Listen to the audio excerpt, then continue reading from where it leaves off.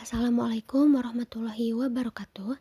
Izin memperkenalkan diri, saya Sahara Balkis Haidir dari Program Studi Administrasi Bisnis dengan NIM 23308111075. Di sini saya akan memaparkan materi mengenai tantangan menjaga nilai-nilai Pancasila pada saat ini.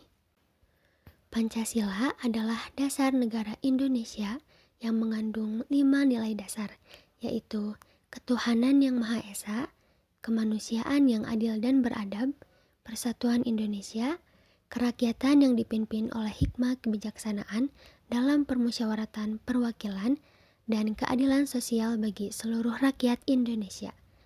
Menjaga nilai-nilai Pancasila itu penting, karena itu adalah landasan utama membangun persatuan, keadilan, dan kemajuan bagi seluruh masyarakat Indonesia. Dengan mempertahankan nilai-nilai Pancasila, negara dapat menjaga harmoni antar berbagai agama, budaya, dan suku bangsa yang ada di Indonesia, serta memastikan keadilan dan kesejahteraan bagi semua warga negara. Saat ini, nilai-nilai Pancasila semakin luntur dalam kehidupan sehari-hari atau dalam kebijakan pemerintah. Hal ini dipengaruhi oleh beberapa faktor. Berikut adalah faktor-faktor penyebab lunturnya nilai-nilai Pancasila. Yang pertama yaitu ada globalisasi. Kemunculan globalisasi sudah ada sejak manusia mengenal perdagangan internasional, yaitu sekitar tahun 1000 hingga 1500 sebelum Masehi. Itu artinya perdagangan internasional ini sudah ada jauh sebelum Indonesia menjadi jajahan bangsa Eropa. Baru pada abad ke-18, revolusi pertama terjadi di Inggris, di mana tenaga manusia dan hewan digantikan oleh mesin. Dan tidak berhenti sampai di situ, tidak terasa revolusi industri kini sudah berada pada tahap keempat. Kita tahu bahwa tidak semua berdampak baik. Lalu, apa dampak buruk dari globalisasi ini bagi bangsa kita, terutama di bidang sosial? Video bullying atau perundungan yang dilakukan oleh sejumlah remaja putri di bawah umur di Cilacap, Jawa Tengah viral di media sosial. Saudara, aksi perundungan ini membuat resah orang tua korban. Aksi tawuran antar warga kembali terjadi di dua lokasi. Karena diduga terlibat kasus pornografi online dan korbannya merupakan sejumlah mahasiswa. Pergeseran budaya juga mempengaruhi psikologis masyarakat. Itu hanyalah beberapa dampak negatif yang terjadi akibat globalisasi. Di samping itu, masih ada beberapa yang mungkin tidak kita sadari, seperti diskriminalisasi suku bangsa, sikap intoleran, maraknya individualisme, dan masih banyak lagi.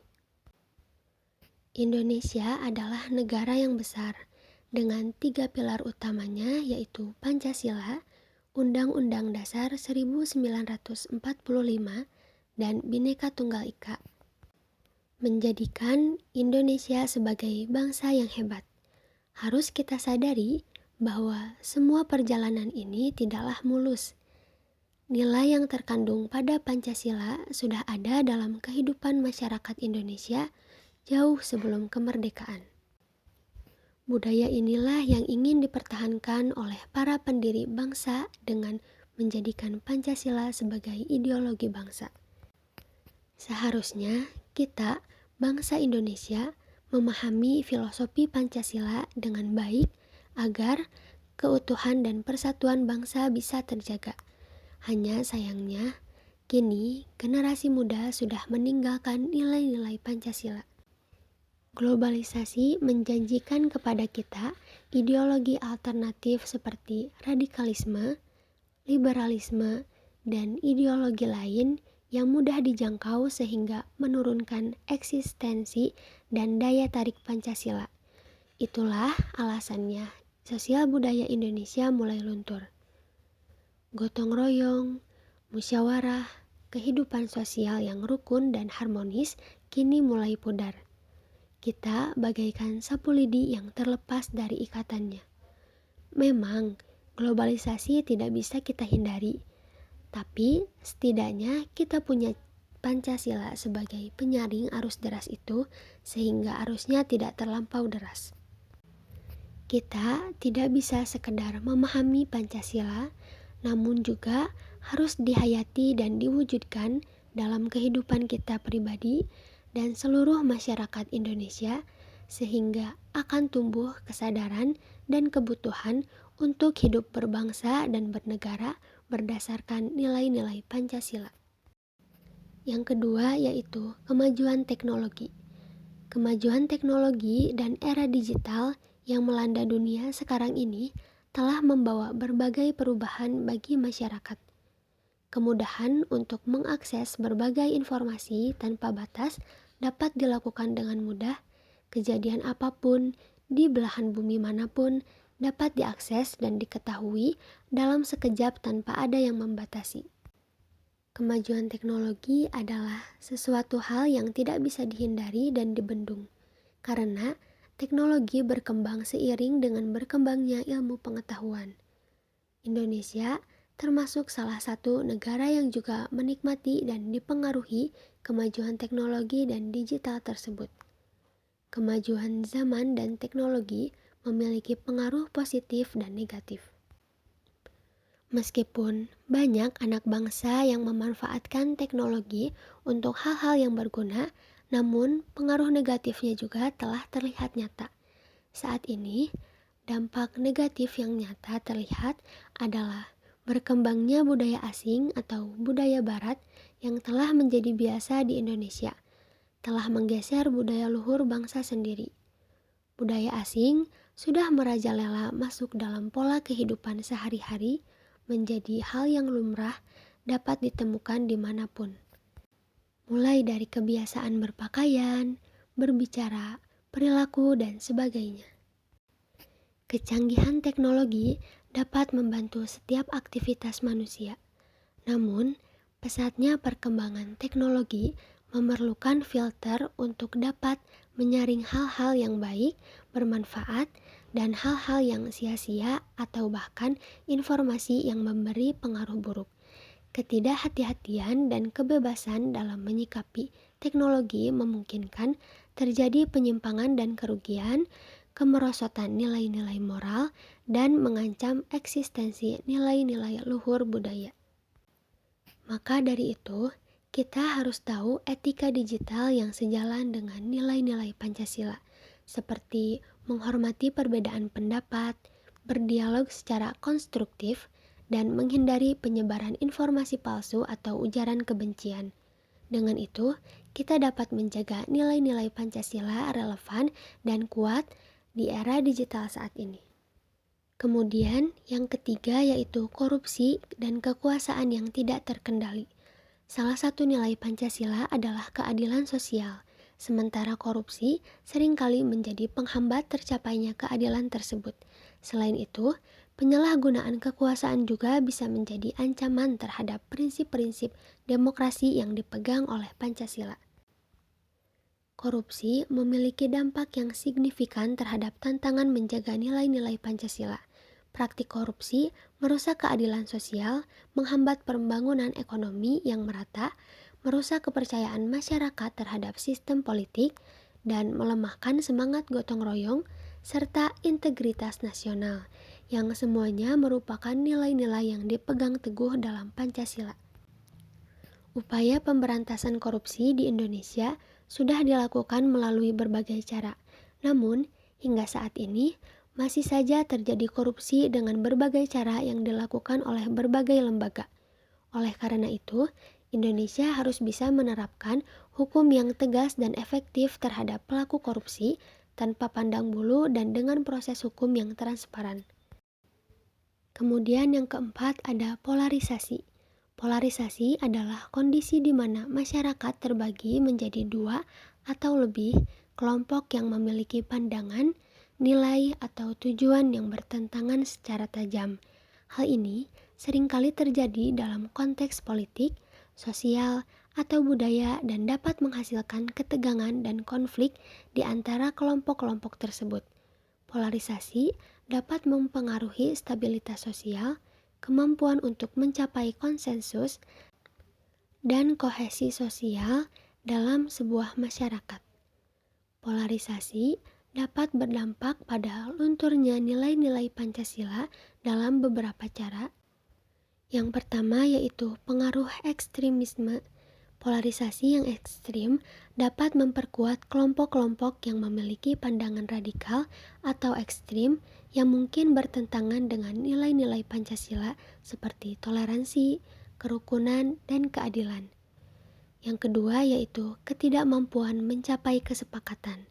Polarisasi yang tinggi dapat menghambat kemampuan masyarakat untuk mencapai kesepakatan bersama atau konsensus tentang nilai-nilai Pancasila yang diterima bersama, karena masing-masing kelompok cenderung memperkuat pandangan mereka sendiri tanpa memperhatikan pandangan kelompok lain. Yang ketiga yaitu penurunan solidaritas sosial.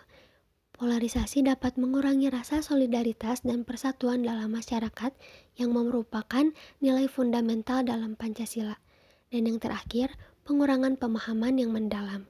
Polarisasi seringkali didorong oleh narasi yang sederhana dan stereotip. Polarisasi memang menjadi fenomena yang cukup umum saat ini. Faktor-faktor seperti ketidaksetaraan ekonomi. Polarisasi memang menjadi fenomena yang cukup umum saat ini.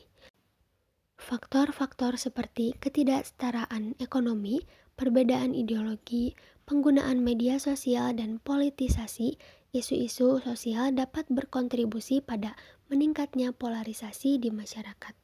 Penting bagi kita semua untuk secara aktif berusaha memahami pandangan dan pengalaman orang lain dan mencari kesepahaman bersama sebagai langkah-langkah untuk mengatasi polarisasi dan memperkuat nilai-nilai Pancasila dalam kehidupan sehari-hari. Yang terakhir yaitu radikalisme dan ekstremisme. Ancaman radikalisme dan ekstremisme adalah masalah yang serius di banyak negara, termasuk Indonesia. Hal ini terutama terkait dengan kelompok atau individu yang menggunakan kekerasan atau propaganda radikal untuk mencapai tujuan politik, agama, atau ideologis mereka. Ancaman ini dapat mengganggu stabilitas sosial, memicu konflik antar kelompok, dan membahayakan keamanan nasional. Radikalisme dan ekstremisme dapat menjadi ancaman serius terhadap nilai-nilai Pancasila karena mereka seringkali bertentangan dengan prinsip-prinsip dasar Pancasila seperti persatuan, keadilan sosial, demokrasi, dan ketuhanan yang Maha Esa.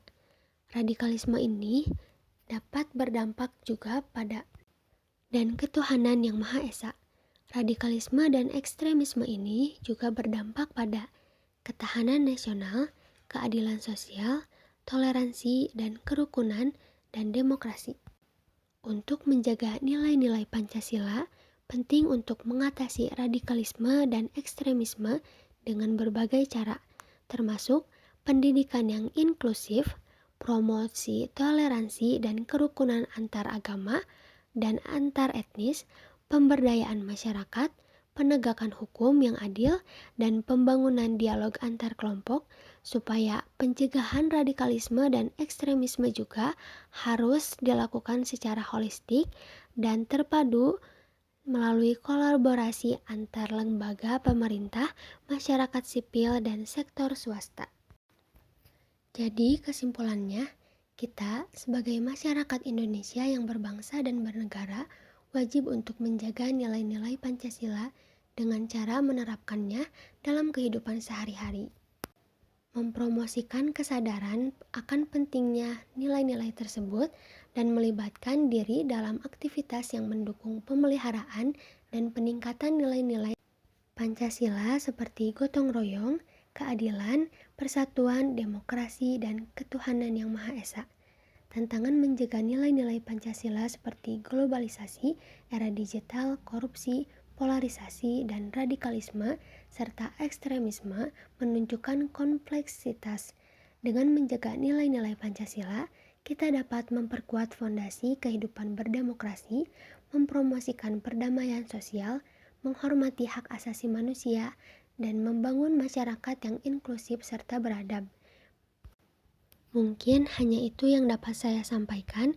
Kurang lebihnya mohon dimaafkan. Sekian dari saya. Terima kasih.